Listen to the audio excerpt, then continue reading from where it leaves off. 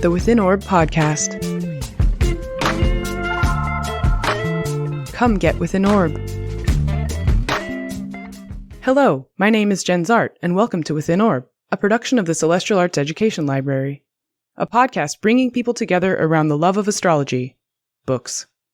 Join me as I interview people about the astrology books that changed their life and practice. You can support the podcast at withinorb.com. Welcome to another episode of Within Orb, and I am here today with Lars Panaro, who I met actually years and years ago editing the Ascendant Volume 2, which is the journal for the Association for Young Astrologers. And meanwhile, you and I have worked together on some articles for the Mountain Astrologer, haven't we? We have, yeah, that's been great. Yeah, so what else should we know about your work in astrology before we dive into the books, Lars? My work in astrology emerged initially when Uranus was transiting my sun, and it was that whole Uranus-Pluto square, so that was also involved. And for those who don't know, I have a degree in guitar performance with an emphasis on classical guitar and electric guitar. And at the art school I was attending, California Institute of the Arts, the art professor there at the time was a professional astrologer. She was a direct student and friend of Francis McAvoy, who helped start the NCGR.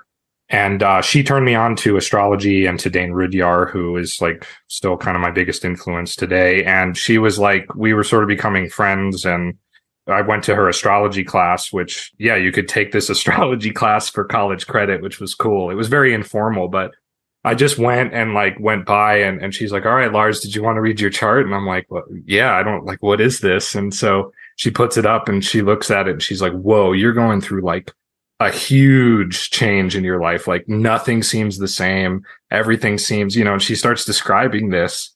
And I'm like, what? That's exactly what I've been thinking about. Like, that's, how do you know that? And she's like, well, Uranus is transiting your sun and this other stuff and blah, blah, blah. And I'm like, okay, I have to study this stuff. This is maybe this is the key is going on in my life. And it was a tremendous shift. I mean, I literally shifted from having my life being all about music and performance to being like, honestly, mostly about astrology for a while. So when you took your deep dive into astrology, what was the first book that you read? So the first book I read, because I was really trying to understand the zodiac at the time, I couldn't wrap my head around it. I kept trying to, it was like, okay, wait, Sagittarius is that arrow one, and Capricorn looks like a weird triangle. And the heck is going on? Like, what do these mean? It doesn't make any sense. Like, all these people are listing these qualities. So I had initially read an article on by Dane Rudhyar on Chaldea.com/Rudhyar archival project or something like that. It's still up today. It's run by Michael R. Meyer, the author of the Humanistic Handbook. Which is a great book in itself, yes. Yeah, so that's a great website, and it's spelled KH and so on. We could, list it later or something. But sure. So I was on that website and I read like an article on traditional and modern planetary rulerships that really appealed to me because it talked about what so many of us getting into traditional astrology are like concerned with. But this was like 60 plus years ago that he's talking about this, before that revival. And so I was like, oh man, this Dane Rudhyar guy is cool, like really cool. So then I found on that website his book, The Pulse of Life. It was like, the blurb was something like Rudhyar takes you through all 12 signs and like explains it in terms of a cyclo-cosmic conceptual model. And I was like, okay, let's try this. And I read the book in like 2 days. Like I was so enthralled with it that I read for like 3 hours straight the first night and maybe 3 hours the next morning. Yeah, so I have a few copies here, and it's not that thick of a book, and it has very beautiful covers. There's like a blue cover with almost these Aquarian water waves on it. Nice. It would have been cool to do like a cardiogram, right? Pulse. Yeah. And then there's a hardback edition that's got the whole zodiac on it as well, like this letter pressed into the cover. Wow, very nice. So 2 days. Yeah, I couldn't put it down, and I was deeply enthralled. And what I loved about the book was that it presented the signs and the qualities of the signs in such a holistic way that after reading it, I understood all the signs. Like it clicked. It was no longer like, wow, why are there all these random qualities? Like why are people saying Cancer's shy and a homebody? Why are people saying, Capricorn's like a workaholic? Why? And it's like, oh, it's all about the cycle of the seasons and really more the change in light. The following the equinoxes and solstices, it's like, okay, in this sign, the days are getting longer. In this sign, the days are getting shorter, and so on. Yeah, but when you say that, that makes me think about the differences in the northern versus southern hemispheres. And I heard you say earlier, tropical versus sidereal zodiac. So, right. Astrology did develop in the northern part of the world. So how do you make sense of applying it to the southern hemisphere? There's a curious piece of information I discovered that I think almost 90% of the world's population is in the northern hemisphere. Really? So like 80 to 90%. It's like an absurd number. And astrology was indeed developed in the northern hemisphere, in an ancient time when this wasn't their concern and maybe they just didn't know about it. I do think there's something to be said for, like, especially in the modern day with, almost every country in the world is being heavily influenced by, for lack of a better term, the West, right? The United States, Europe. And so I think there's something to be said for like this, collective consciousness, collective unconsciousness kind of model. But of course, that's a little bit of a cop-out. Yeah. I recognize to just throw that out there, but it's kind of like consciousness is definitely not as neatly divided in these ways as we would like it to be. If you think about it too, there are a lot of people also in the southern hemisphere with ancestral roots in the northern hemisphere. I mean, just think about colonialism to begin with. It's kind of staggering. But I do think there's something to be said for flipping the zodiacs, so to speak, like flipping the equinoxes and solstices and the signs. And Rudhyar actually mentioned that a long time ago in one of his books. And it always intrigued me. And actually now we have a colleague, you might know him, Theo. Yes, I was about to mention him. Just a shout out to him. I think he's doing some excellent work with that concept, flipping the zodiacs, because he's in South Africa, so he's below the equator. And so I couldn't think of like a better person to take on that project. Yeah, exactly. But I still think the seasonal kind of approach with the dark and light is really one of the best ways, if not the best way, to philosophically understand why these signs are what they are. Yeah. And then when you think about the concept of Antisha, I always like to go back exactly to that seasonal concept, because you have on either side of the solstice points this image of the way the sun is hitting the earth in that one place. Right. Yeah. So if you were going to be stranded somewhere on this wonderful planet, maybe we'll stick you in Antarctica today. Which astrology books would you pack in your bag? Lunation Cycle and Horoscope Delineator by Llewellyn George, and then Abu Bakr's Nativities. And the reason I chose these is because there's something about Lunation Cycle by Rudhyar that, I don't know, it just captures something very profound about cycles and time. And of course, if you were really stranded and you had like very little, you might just end up looking at the moon a lot. You might just end up really focusing on the moon. That's a fair point. And that's kind of, in a lot of ways, ancient astrology is much more lunar, it seems to me, because you could look at the moon and be like, oh, yeah, it's next to this lunar mansion or these stars or whatever. And so this is a good day to do this, or need to avoid this on this day or whatever.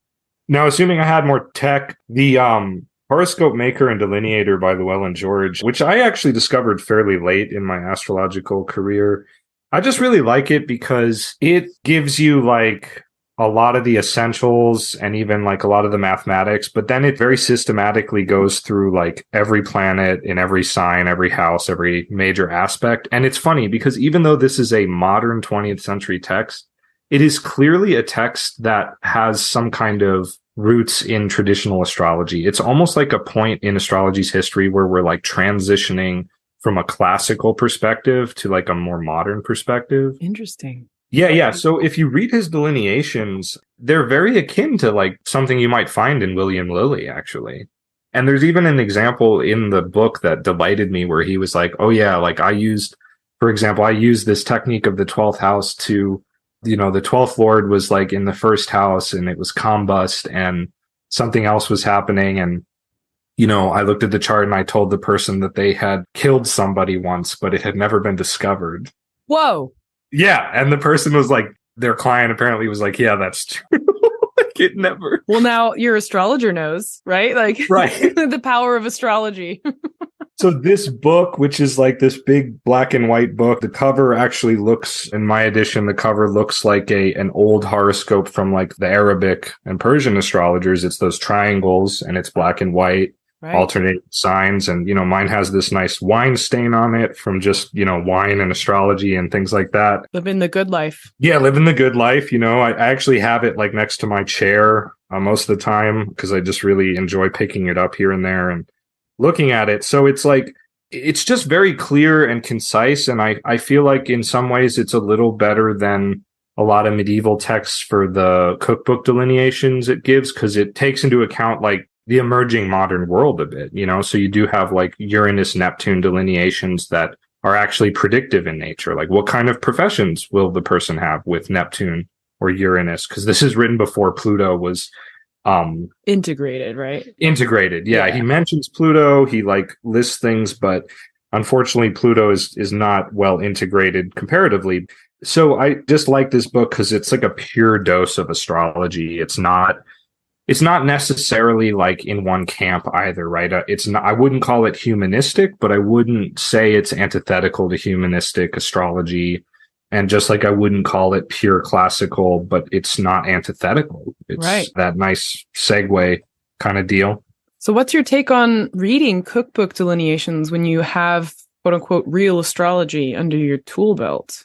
I used to be really critical of that when I was younger. And over the years, what I realized is that sometimes you just need something to like get you unstuck from an astrology problem. And I oftentimes read these cookbook things just for fun, just because I'm like curious, like, oh yeah, like, well, what does so-and-so say about like a Mars Neptune thing? Just one. And sometimes I find stuff and I'm like, oh, this is great.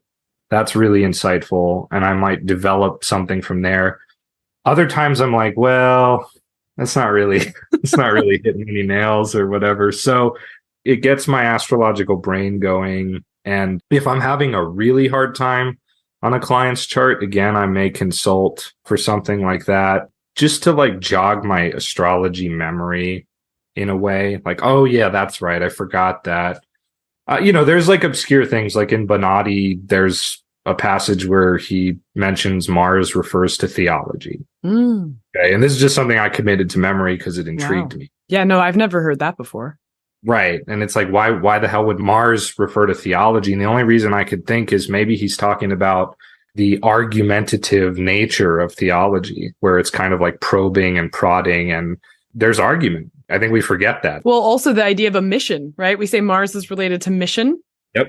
And people are missionaries and travel is dangerous. And here you are going off into uncharted territory trying to convert people. I mean, that is martial, right? Very martial. It's good to read these types of things because sometimes you find like gems like that. And then you're like, oh, that does make sense. Okay.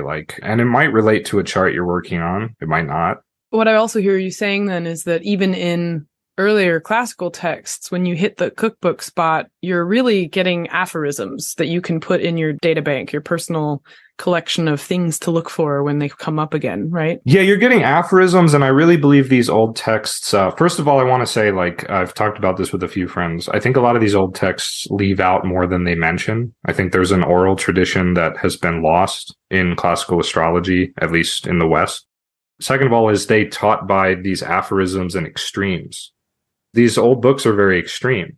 And what they do is it's kind of like a weeder class. Like when I first went to college and took music theory, it was like, okay, guys, 5 days a week at like 8 a.m, fuck you. Like, and it was just like it was a weeder course. It was wait, you're saying the revival of traditional astrology is we're all being hazed by the past? In a way, yeah. Oh my gosh. Where it's like, can you hang with this, right? Like if you can hang, you're cool. And if it's too much for you, then go back. Get out. Yeah. Because, I mean, that's like what, you read these things in like Firmicus and Valens about, the astrologer's oath and like, do not reveal this information to anybody who's unworthy of it. So you read these things in there and like, I mean, I've known a lot of people who are like reading them and they're like, well, but that's like, it doesn't necessarily have to mean that. I'm like, I know people that have this in their chart and it's dead on.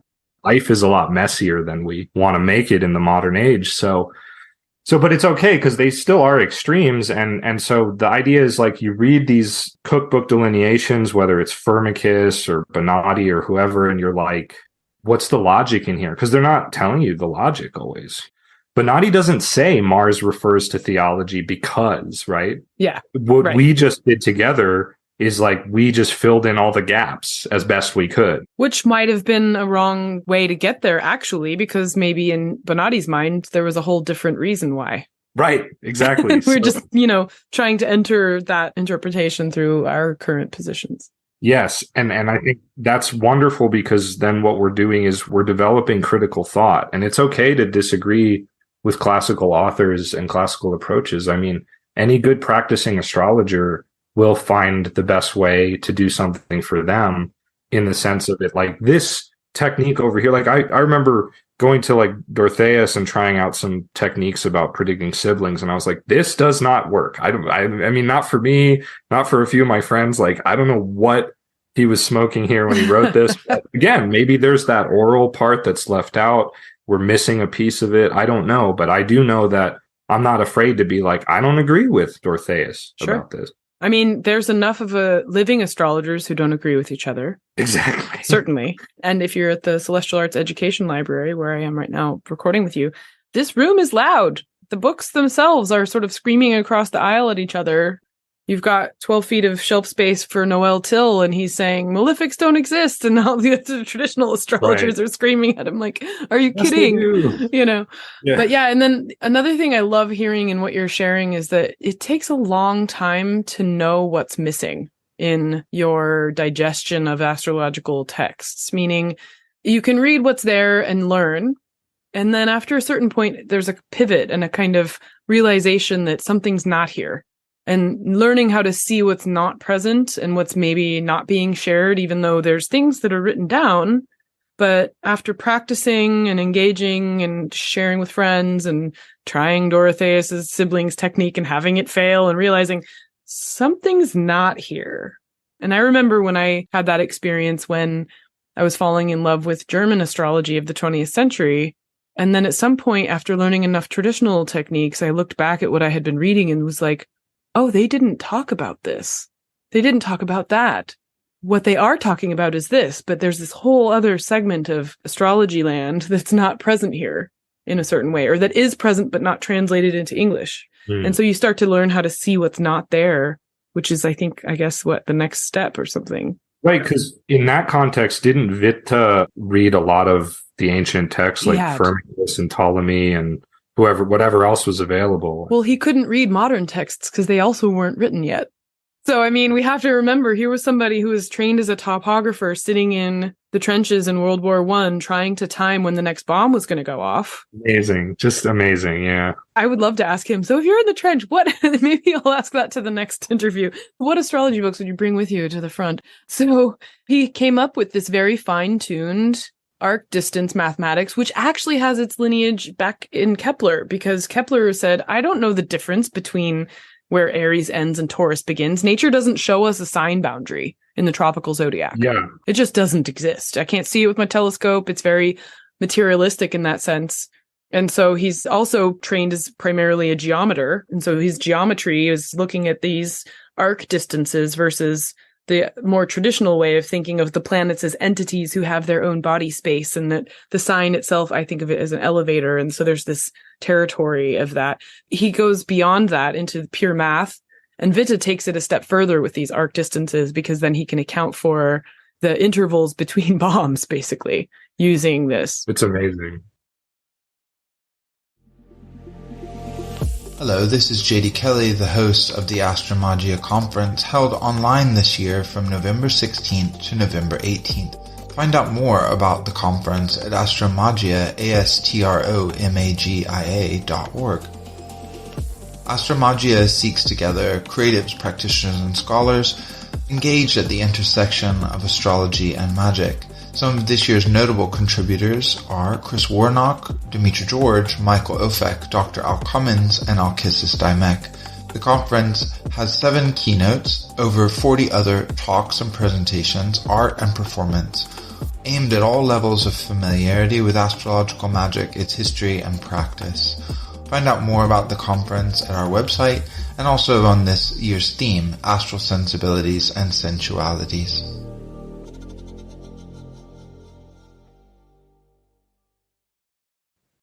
So yeah, okay, so you're still stuck in the middle of nowhere. We've looked at the Lunation Cycle because the moon is obviously your best friend now, and you've got your horoscope maker and delineator, and then you also mentioned one more, which was Abu Bakr's On Nativities. Yeah. I don't have that at the library. What is this book? I have it in here in Ben Dykes' Volume 2 of Persian Nativities. The reason I love this book and the reason I chose it is because it's one of the only medieval books I've found where he goes into like virtually everything. It's like absurd. It's like, so book 2 on topics, on the native's morals and his nature, on him who has anxiety, on the native's quickness to wars and rage, on the native's humbleness, on his shamelessness, on the shame, on the morals, on lies, on truth, on religion, on pretended sanctity, on idolatry, on knowledge. And that's just the first part. And then when he gets to professions, it's just like everything. So dominion and mastery, and then going down a bit on natives who are weavers, on natives who are sewers, on natives who are common laborers, on natives who are carpenters, painters, sculptors, dyers, diggers, sailors, craftsmen, medical doctors, surgeons, and on and on and on and on. He devotes like a little bit of time to all these things. Same with death, same with disease, and so on. And so there's something really magical about this text. Like every time I pick it up, it's not even always that it's like dead on or anything. There's just insights here that you don't find anywhere else. And there's even like a wonderful part on the lot of spirit that's very insightful, where he uses it to like judge the profundity and depth of the person's thoughts and like whether they're truthful or profound or not. And he goes into like, he calls it the lot of absence, and he goes into like, the lot of absence means this, but its Lord means this kind of a thing. Like if the lot itself looks good, the person may sound really wise, but if the Lord's deeply afflicted, then they're just kind of like full of shit. Oh no. Stuff like this. So it's one of those invaluable books. Again, it's not like I've read the whole thing and like meticulously gone through like thousands of charts trying to apply his ideas, but it gets you thinking. Well, that's what you get to do when you're stranded with it, right? I mean, that's why you're going to take it with you. I have a computer and thousands of charts to look at. I still somehow have internet or something on my phone. Yeah, well, everybody gets to bring the ephemeris. That's a given. So okay, cool. Yeah.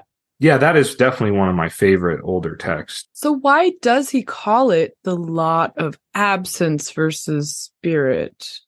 I think because either he says it or maybe Bonatti says it or somebody says it, right? It's like something like, and it has significations over things that are like more over things that are absent or not present than things that are obvious and present. So spirit referring to something like the imagination versus material reality. Right. Yes. Like things hidden, things yet to come. So like prophecy and things that are kind of arcane.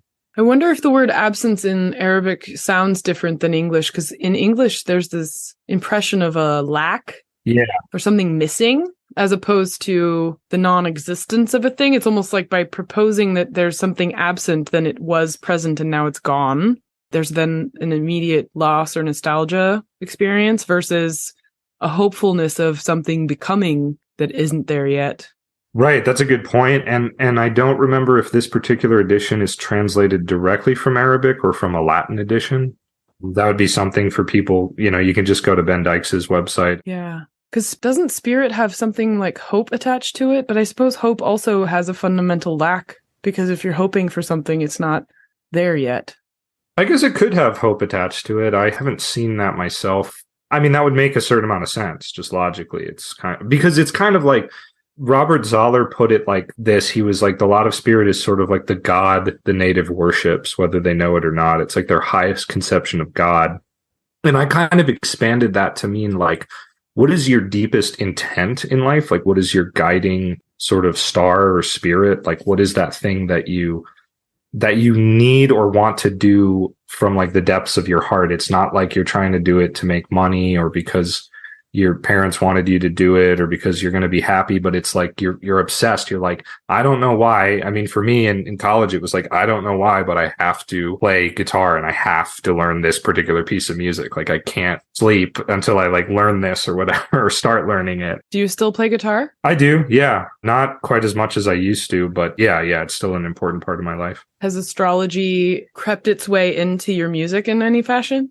Maybe in some way, like really indirectly. My brother and I put out an original album of, like, for lack of a better term, like progressive death metal. Yes. And it's on Bandcamp. The band name is Karmic Ashes, if anyone's interested. Wow. My brother's getting a PhD in Iceland in Norse studies. And so like a lot of concepts of like Nordic mythology and esoteric thought and things like that, like made their way into the lyrics. And of course, as a creative type, as an artist, like I feel like everything I do is an inspiration to everything else. So I think just astrology in general kind of factors into everything I do, even if it's not obvious. Sure. None of the songs are about astrology or about like the planet. No. What I'm thinking is using your knowledge of cycle, of pattern, and qualitative change through the ways that astrology techniques bring into focus certain kinds of mathematics that might have influenced your songwriting somehow. I'm kicking myself right now because I just remembered my senior recital was a structured improv based on the zodiac. Oh yeah. So that's the most direct way. I forgot about that, like, because it was so long ago. And that was really fun to put together. That was when I was just like a baby astrologer, really into Rudhyar. I was like almost only into Rudhyar, just exclusively. I put together like each movement had like a motif and kind of like rules of like how to improvise in it. And then it was like I had two other friends playing on it. So it was like, and each part it'd be like starting with Aries, it'd be like a solo, then a duo with Taurus, and then a trio with Gemini. And then that cycle would repeat in each of the corners. Right. So that was cool. And then I have thought a decent amount about how we could think about like music in terms of astrology or astrology in terms of music, like getting into the music theory. Like there's 7 degrees of a scale, of a typical scale in Western music. And so you have 7 planets, right? You have 12 notes. And I know people have tried to do that a little bit. Witte did in 1913. Oh, did he? Nice. Oh, yeah. Yeah, that's part of how he came up with his hypothetical planets. Oh, okay. Yeah, through the method of number, sound, and color, and the idea of the color spectrum. I will have to read more about that. That's really cool. And then I just wanted to, just mention too, of course, like Gustav Holst's planets. Yeah. Even though I've never read this, it's pretty obvious that it's influenced by astrology. Like if just listen, it's like, oh yeah.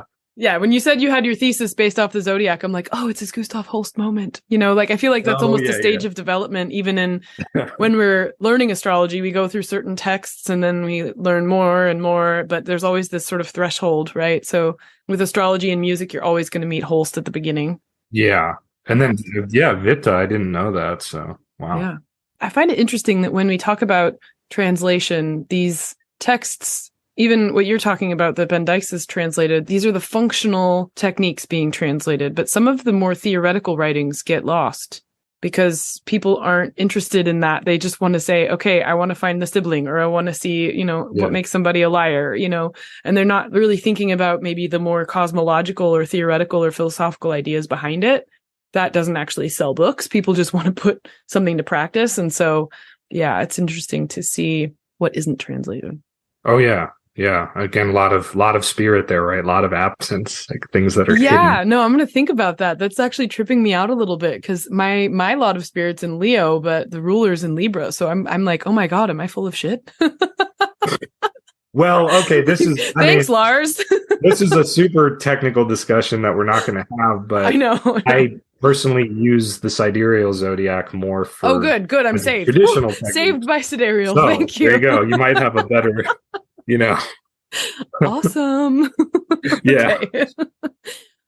So now let's just round out our conversation here. We just went super technical, very intense, complicated, certain, facets of our conversation. So for anyone listening who is completely lost, how can we get them back on board? Where would you point them in terms of our textual tradition to enter this hermeneutic circle?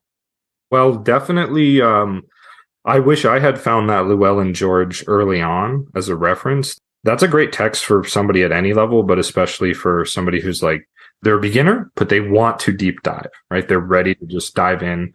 In addition to texts like The Practice of Astrology by Dane Rudhyar, which is a very small volume he wrote later, that kind of nice. Oh, that's a very nice edition. I have a hardcover here with a nice little sketch on it that's got a spiral and a triangle and a sort of feathery thing. Yeah, that's Rudhyar's artwork. Oh, good. An integral approach to human understanding, the practice of astrology. Yeah, and so that can feed the side of the person who wants to take a deep dive to like start contemplating some of the truly deeper, more intricate factors of astrology that may not be as apparent in Llewellyn George. And of course, Rudhyar's very original, so there's going to be stuff there. And that's a nice volume, again, because it's short, it's sweet, and like then if you decide you want to read something more complex by Rudhyar or somebody else, you probably could. And then, of course, I love John Frawley's The Real Astrology and The Real Astrology Applied. Yeah. His book on horary astrology is also magnificent. That is like how I learned horary.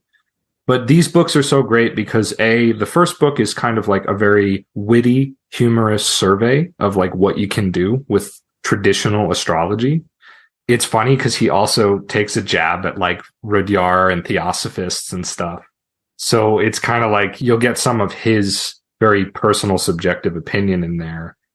Hopefully you just say like, okay, well, I'll take it with a grain of salt, like I'll remember what Frawley said, but I'll do my own exploring. But I found that kind of humorous because I came from this like Rudhyar dimension and I came and read John Frawley and I'm like, I get where he's coming from. Like, I get it. It's all good. Yeah. The second book, Real Astrology Applied, is more technical. And so, once you've read even just his first volume and some of these other things, like you can get into that. And he just takes it a step further. And I feel like that second book really is a nice primer for actually like reading traditional texts, even because you start to see like really the more technical side of what he hints at in the first volume. And again, there's all this great wit, humor, and insight. And so like you start to feel like, oh, astrology's like, it's fun. And I could actually say real things about people, not only talk about some really nebulous subjective thing, but I could also say like, real things about their house or the type of car they drive or the way they'll make some money or where they'll have success with career or love. Or these books are like, I had such a hodgepodge approach. I mean, I was fortunate to have my teacher, Susie, but like I had such a hodgepodge approach to astrology, and it wasn't really until 3, 4, 5 years into it that I discovered this traditional approach. I discovered like I got into it through Oscar Hoffman's medical astrology book, which is also connected to Frawley because that was one of Frawley's students. And so then from there I got into Frawley, and I just kept thinking like, man, I wish I had discovered this stuff like 5 years ago, because, for so many years it was like I was just like throwing darts at a dartboard with like half blindfolded with astrology. Like somebody had asked me, well, like, how could I make money? And I'm like, no, I can like only tell you psychological things. Well, you've done an amazing job of synthesizing in your own practice. Like when I think of your work, you have so many branches of astrology on your tree. You've gone into even what we haven't discussed today, but elements of the Indian astrological traditions. Right. And been published about those. You had one conversation on Facebook and I'm like, Lars, I need you to write an article about that for me because that sounds super fascinating, and turned into 3 articles. And I had no true concept until today's conversation that Rudhyar was such a bedrock for you, and sounds like he's still relevant in this way where we actually maybe, as much as traditional can tell us things like what kind of car you drive and how you're going to make money, right, we maybe could benefit from going back to our 20th century roots and realizing how much Rudhyar paved the way for a different type of, I'm going to use his word here, integral approach, right, to understanding a different philosophical foundation for our work. Yeah, definitely. I've been getting back into the tropical zodiac a bit for that more mythopoetic kind of like meaningful side of the art, where you don't want to just be able to predict for people. You want to give them insight into the meaning of life. Well, I'm glad you're getting those realizations. Thank you for your time today. All right, thank you. Thank you for listening to Within Orb. To learn more about the Celestial Arts Education Library, or to become a member, visit our website at CAELi.institute.